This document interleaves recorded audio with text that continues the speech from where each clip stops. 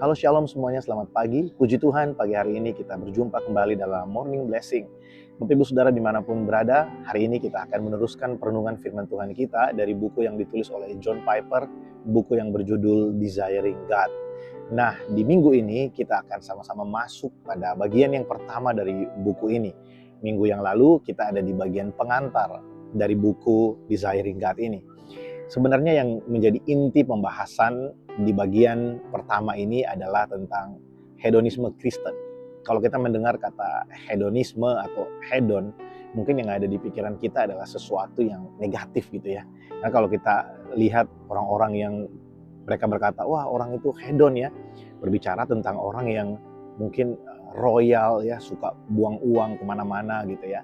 Bagaimana dengan hedonisme Kristen? Sebenarnya kata hedon sendiri memiliki pengertian sesuatu yang berlimpah yang kita miliki. Sesuatu yang ada pada kita, yang diberikan kepada kita secara berlimpah-limpah dan tidak berkekurangan. Hedonisme Kristen sebenarnya mengarah pada bagaimana paradigma kita terhadap kehidupan yang Tuhan berikan kepada kita. Nah tentu kita pasti akan selalu berpikir tentang finansial. Bahwa hedonisme Kristen berarti orang Kristen harus menjadi kaya. Tapi bukan itu yang dimaksudkan di dalam buku ini. Di hari Senin kemarin, saya tidak membuat video, dan hari Senin kemarin kita belajar bahwa Allah adalah Allah yang bersuka cita dari dirinya sendiri.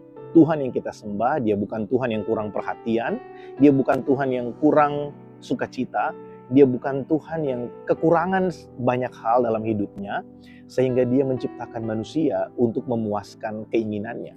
Tuhan yang kita sembah, yang kita kenal di dalam Yesus Kristus, Allah Tritunggal itu bukanlah Allah yang kekurangan sukacita sehingga dia menciptakan manusia supaya manusia bisa memenuhi hasratnya untuk dibuat bahagia. Tuhan yang kita sembah tidak seperti itu. Tuhan yang kita sembah dia bersukacita, dia penuh dengan sukacita. Bapa menikmati hubungan dengan anak, mereka saling mengasihi, Bapa mengasihi anak, anak mengasihi Bapa, dan Roh Kudus yang menjadi kasih yang mengikat Allah Tritunggal. Allah full dengan sukacita. Itulah sebabnya Allah mau supaya setiap kita menemukan sukacita di dalam Dia.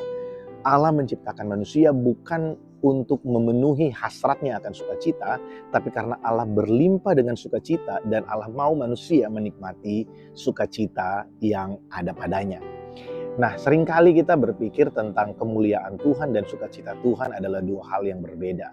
Ada orang yang mungkin memiliki prinsip, kalau saya mau mempermuliakan Tuhan, saya harus kehilangan sukacita saya harus mengorbankan sukacita saya. Atau ada yang sebaliknya, ketika saya mengejar sukacita saya, maka saya tidak mempermuliakan Tuhan.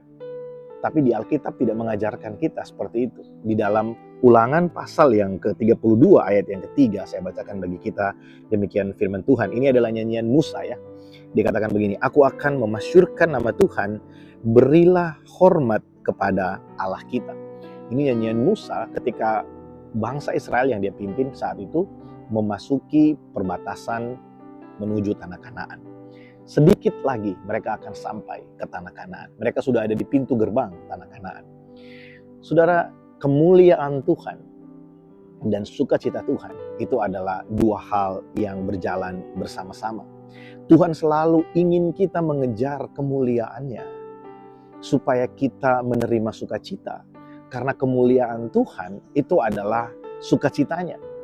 Tuhan akan selalu mengarahkan kita kepada sukacitanya. Tuhan akan selalu mengarahkan kita kepada kemuliaannya. Kenapa Tuhan mau kita selalu mempermuliakan Dia? Kenapa tujuan utama Tuhan? Kenapa tujuan utama kita di dunia adalah mempermuliakan nama Tuhan? Apakah Tuhan narsis? Bukan. Tuhan bukanlah pribadi yang narsis. Tapi coba renungkan ini. Kalau Tuhan adalah pribadi yang paling besar, yang paling mulia, yang paling berkuasa, yang berdaulat penuh atas alam semesta, maka kalau Tuhan tidak memberikan dirinya sebagai tujuan utama manusia, tidak memberikan kemuliaan, tidak menjadikan kemuliaannya sebagai tujuan utama kita, maka Tuhan sedang mengarahkan kita kepada sesuatu yang kurang baik.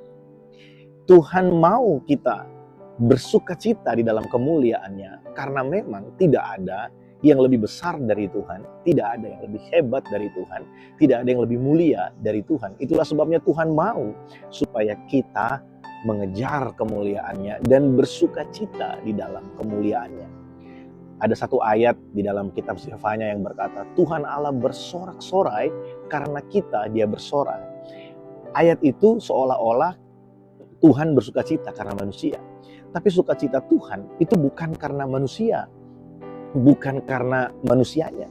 Sukacita Tuhan karena melihat manusia bersorak-sorai menikmati kemuliaan Tuhan. Itulah yang membuat Tuhan bersuka cita. Nah, pesan bagi kita hari ini adalah jangan kita salah paham dengan kemuliaan Tuhan dan sukacita Tuhan. Biarlah kita semua hidup dengan tujuan yang pasti dan jelas, yaitu mempermuliakan nama Tuhan. Dan kita bersukacita di dalam mempermuliakan nama Tuhan. Mengiring Tuhan dengan penuh sukacita. Bersukacitalah ketika kita mengiring Kristus. Karena kita tahu Allah yang kita sembah, dia penuh dengan sukacita. Dia tidak kekurangan sukacita. Jadi Tuhan itu bukan bersedih atau seperti kehilangan kemuliaan ketika kita bersukacita di dalam dia. Tuhan itu bukan pribadi yang jealous dengan sukacita kita. Dia Tuhan yang senang.